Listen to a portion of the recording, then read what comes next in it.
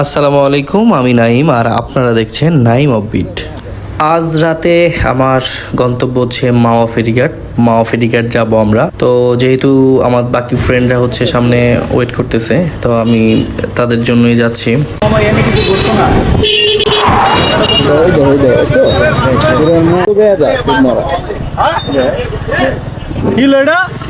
আমার পেছনে আমার বন্ধু বসা ছিল, তো ও আমাকে বলতেছিল যে এই রাস্তায় এরকম সমস্যা হবে না। তো বলার সাথে সাথে হচ্ছে যে ঘটনা ঘটলো, মানে আমি আসলে ভাবছিলাম যে আমি ডান পাশ দিয়ে বের হবো, কিন্তু ও হঠাৎ করে যেভাবে গেলো কি আর বলবো। যাই হোক, এখন আমরা আমার অলরেডি আমার ফ্রেন্ডদের কাছাকাছি চলে আসছি। তো আমার ফ্রেন্ড ওরা আগেই চলে আসছিল, তো আমার একটু লেট হয়েছে আসার জন্য। জ্যাম ছিল, জ্যামের কারণে আসলে আমাদের অনেক লেট হয়েছে।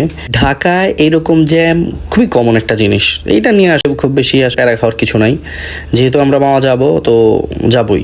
আর জ্যামের কারণে গাড়িটা আসলে ওইরকম টানা যাচ্ছিল না, তবুও আমরা চেষ্টা করছিলাম একদম রাস্তার পাশ দিয়ে যেই রাস্তাটা বের হয়েছে ওইখান দিয়ে চেষ্টা করছিলাম। ট্রাক, লরি এরকম জিনিস ছিল, যতটুকু পারছি ক্রস করে বের হওয়ার চেষ্টা করছিলাম আর কি।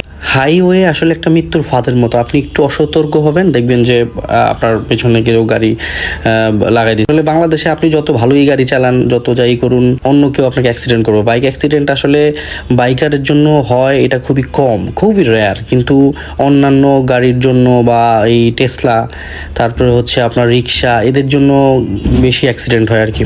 যাই হোক, আমরা এখন ক্রস করে আসছি, জ্যাম ক্রস করে আমরা এখন মাওয়া ব্রিজে উঠেছিলাম। তো ওঠার পর একটু আমরা দাঁড়ালাম, যে ছবি তুললাম, একটু ফটোশুট করলাম, ওইখানে একটু কথা বললাম। গাড়ি থামানোর আরেকটা রিজন হচ্ছে, আমি যখন গাড়ি চালাইতেছিলাম হঠাৎ করে আমার গাড়ি থেকে ধোঁয়া বেরোচ্ছিল। তো ধোঁয়া কিভাবে বেরোচ্ছিল আমি বুঝতে পারতেছিলাম না, চেক দিচ্ছিলাম।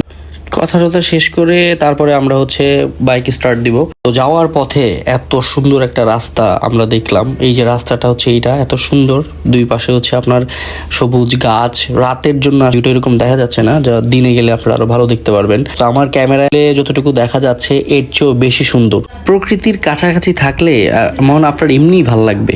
একদম ঠান্ডা বাতাস এই রাস্তা দিয়ে আসতে। দিনে কেমন থাকে আমি জানি না, রোদের কারণে হয়তো বা গরম থাকতে পারে, বাট রাতে খুবই ঠান্ডা ছিল আর কি। যাই হোক, আমরা এখন চলে আসছি মাওয়াতে।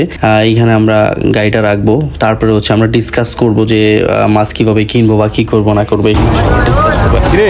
হ্যাঁ বন্ধু, কোয়েলি মাওয়া ফেরিঘাট। মামা আসছি, ঘুরি, তারপরে আসবে।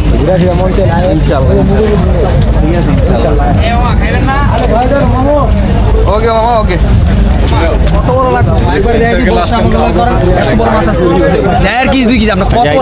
খাইবেন তো দাম কমায় আপনি বড় মাছ 600 কেজির উপর ভাই কও কিছে দাদা?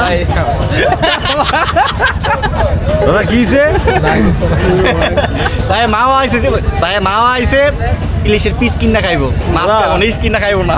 কলকাতা থেকে এসছেন নাকি দাদা? 250 গ্রাম খাবেন নাকি? 250 গ্রাম? ও হোক, ফাইনালি এখন আমরা ইলিশ মাছ খাওয়ার জন্য ইলিশ দেখবো। তো আমরা এখন ইলিশ দেখতেছিলাম। মামা প্রথম আমাদের একটা ইলিশ দেখালো। যাই হোক, এটা আমার খুব একটা পছন্দ হয় নাই। তো আমি একদম বললাম যে মামা আপনি একদম পারফেক্ট সাইজের যে আমাদের ইলিশ মাছ দেখান। তো উনি তারপর 3টা ইলিশ মাছ রাখছে। 3টা সাইজই একদম পারফেক্ট খাওয়ার জন্য। তো ওইখান থেকে আমরা একটা চুজ করলাম। যেটা চুজ করলাম সেটা মামা নিয়ে আসলো কাটাকাটির জন্য।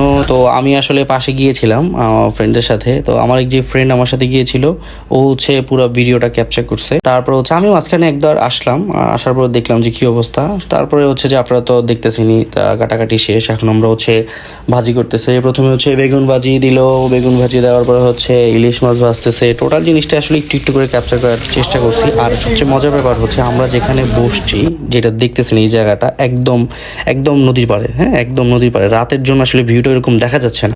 আমাদের খাবার একদম রেডি, আমরা এখন খাবো।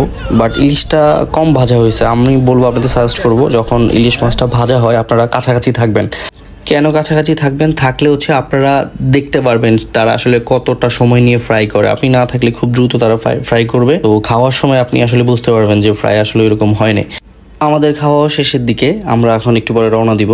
তো রওনা দেওয়ার পরে যে ঘটনা ঘটছে, রাস্তায় যখন আমরা মাওয়া থেকে বের হয়ে হাইওয়ে উঠলাম তখনই প্রচুর বৃষ্টি, একদম ঝুম বৃষ্টি। বৃষ্টির কারণে আমি গাড়ি চালাচ্ছিলাম, তো আমি আসলে কিছু দেখতেছিলাম না, এত বেশি বৃষ্টি। হেলমেট থাকার পরেও আমার গাড়ি চালাতে খুব কষ্ট হচ্ছিল। কিছু তো করার নাই, এখন রাইড তো আমার করতে হবে। বৃষ্টির মধ্যেও রাইড করা খুব কষ্ট, যেহেতু আমার হ্যান্ড গ্লাভস ছিল না, আমি এভাবে প্রিপারেশন নিয়ে আসি নাই, রেইনকোট নিয়ে আসি নাই, যার ফলে গাড়ি চালানোটা অনেক কষ্ট হচ্ছিল আমার। আমরা যখন টোল দিচ্ছিলাম তখন আমরা ফ্রেন্ডরা সবাই মিলে আসলে স্টে করলাম, ছবি টবি তুললাম। ছবি তোলার পরে এক এক করে সবার কাছে আজকের বৃষ্টির অনুভূতি। এই মিরাজ ভাই, তোমার অনুভূতি কো, আর ছবি তোমার অনুভূতি কো, কেমন লাগতেছে কো? মারাত্মক ভাই, এরকম ফিল হইবই না। এই হ্যাঁ, তোমার অনুভূতি আমি ভাষায় প্রকাশ। সম্পূর্ণ ভিডিও দেখার জন্য নেক্সট আবার অন্য কোনো ভিডিও নিয়ে আপনাদের সামনে হাজির হবো। আল্লাহ হাফেজ।